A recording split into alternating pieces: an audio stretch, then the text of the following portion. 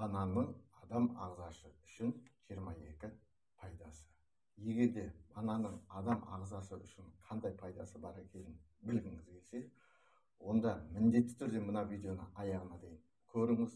Ұнаса да, ұнамаса да тіркеліңіз, лайк басыңыз, коммент жазыңыз. Осылай жасау арқылы сіз біріншіден қазақ тілді контенттің дамуына үлесіңізді қосасыз, екіншіден ана тіліміз қазақ тілінде өсуіне, дамуына кішкентай да болса үлесіңізді қосасыз. Сондықтан міндетті түрде тамыр, таныс, жақын, жуық дос жараныңызбен осы видеоны бөлісіңіз, және де қоңырау шамды басып қоюды ұмытпаңыз. Себебі бұдан кейін шығатын, бұдан да мықты, бұдан да күшті, бұдан да жақсы видеоларды жіберіп алмас үшін.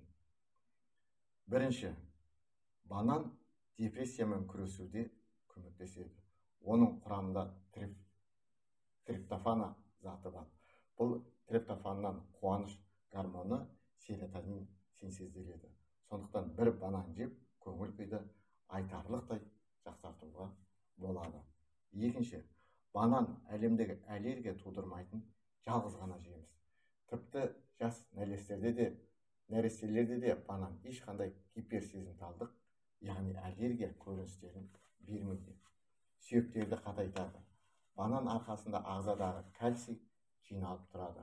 Қалыпты жағдайда ағзадан кальций сынды пайдалы минералдар зәрмен сыртқа шығып кетіп отырады. Ал банан әсерінің керісінше кальций жиналып, сүйектерді қатайтуға қатысады. Бұл әсіресе кофе ұнататын адамдарға пайдалы. Себебі біле білсеңіз, кофе керісінше ағзадан кальцийдің шығарылуына септігін тигізеді. Төртінші, ішек микрофлорасын жақсартады. Банан құрамындағы ферменттер арқасында ағзаға тағаммен түскен пайдалы заттар әдеттегіден қарағанда жылдамырақ сіңіріледі. Бесінші, іш қату. Іш қату бар адамдар үшін банан өте пайдалы жеміс. Әрдайым банан жеу іш қатудан мықты қорғаныш. Алтыншы, банан ағзадағы изжога секілді жағымсыз жағдайдан құтылуға да бірден бір себеп. Жетінші, асқазан жарасы. Банан жегеннен кейін ол асқазан шырышы қабатында қорғаныш қабатын түзеді. Соның әсерінен ондағы қышқылды агрессивті заттар асқазан шырышына зиянын тигізе алмайды. Бұл әсіресе асқазан жарасымен ауыратын адамдар үшін пайдалы. Себебі асқазан әртүрлі бөлімінде орналасқан жараларды жауып, қышқылдан қорғаған сайын оның жазылуда жылдамырақ жүреді. Сегізінші, диарея кезінде көмек. Диареядан зардап шегетіндерге банан жеу ұсынылады. Бұл жақсы қалпына келтіргіш жеміс. Тоғызыншы, көп жүріп физикалық жаттығулармен айналысып, спортпен айналысатындар үшін балтыр бұлшық етінің дірілінен сақтайтын қасиеті бар. Себебі банан құрамындағы калий бұлшық етке оң әсер көрсетеді. Оныншы, ісінулер. Бананды жиі жеу ағзадағы ісінулерден арылтады. Оныншы, энергия көзі. Егер спортпен шұғылданбас бұрын банан жеп алсаңыз, бұл жаттығулардың эффективті өтуіне септігін тигізеді. Себебі ағзада қант мөлшері көбейіп, энергия жаттығулардың соңына дейін жететін болады. 12-ші, ас қорытылудың жақсаруы. Банан құрамындағы пектин, хелат тәрізді заттар ағзадан токсиндер мен басқа да зиянды заттарды шығарып, астың жақсы қорытылуына алып келеді. 13. Әйелдер үшін банан құрамындағы серотонин және басқа да пайдалы заттар етеккір кезінде оның симптомдарын жеңілдетіп, бұрынғыдан қарағанда қолайлырақ өтуіне көмектеседі. Егер етеккір кезінде банан жесе, онда нашар көңіл күйден және оның симптомдарынан құтылуға болады. 14. Анемия. Қаны аздар үшін банан таптырмайтын тағам. Оның жұмсақ затындағы темір мөлшері айтарлықтай көп болуы анемиясы бар адамдардың тағам рационына қосуға бірден бір себеп болып табылады. 15. Жүрек ауруы.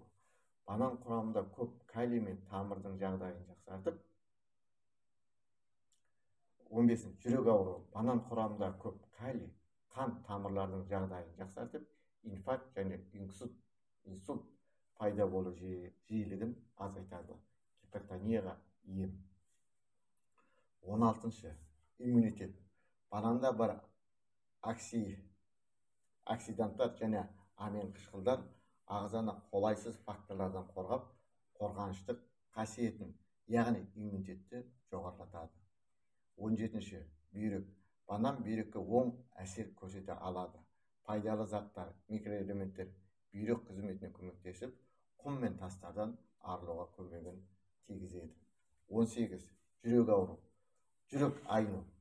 Банан жүрек айну немесе жүктілер токсикозы кезінде көмектесетін ғажап тағамдардың бірі. 19. Жәндіктер шаққандағы қышу. Банан қабығы жәндіктер шаққаннан кейін пайда болатын қышуға жақсы көмектеседі. Қабығын ішкі жағынан шаққан жерге біраз уақыт қойса, нәтижесі бірден байқалады. 20. Ыстықтан қорғаныш. Банан дене температурасын қажет кезде төмендету қабілеті бар. Бұл әсіресе күн ыстық кезде немесе қызба кезінде аса пайдалы. 21. Шылым шегуді қою. Никотинді тәуелдіктен құтылып келе жатқан адам үшін банан жеу пайдалы. Көп мөлшердегі дәрумендер калий, магний ағзадағы қалып қойған никотинді шығарып, темекісіз өмірге жылдам үйренуге алып келеді. 22. Ақыл ой қызметін жақсарту. Жоғары мөлшердегі калий адамды жаңа ақпарат алып, танып білу жағына қолайлы жағдай жасайды. Бұл әсіресе сабақ оқу немесе емтиханға дайындалу кезінде таптырмайтын құрал. Сіздерге видео ұнады деп ойлаймыз. Өздеріңізге керекті пайдалы нәрсені алдыңыздар деген ойымыз бар. Видео ұнаса да, ұнамаса да тіркеліңіз, лайк басыңыз, коммент жазыңыз. Себебі осылай жасау арқылы сіз біріншіден қазақ тілді контенттің дамуына үлес қосасыз, екіншіден ана тіліміз қазақ тілінде дамуына, өсуіне кішкентай да болса үлесіңізді қосасыз. Сондықтан мына видеоны жақын жуық тамыр-таныс, жос-жаран таныстарыңызға таратыңыз, және де қоңыраушанды басып қоюды ұмытпаңыз. Себебі бұдан кейін шығатын бұдан да жақсы, бұдан да мықты, бұдан да күшті видеоларды жіберіп алмас үшін. Бар болайық, бай болайық, бәрінен де денсаулық, зор байлық екенін ұмытпайық, ағайын.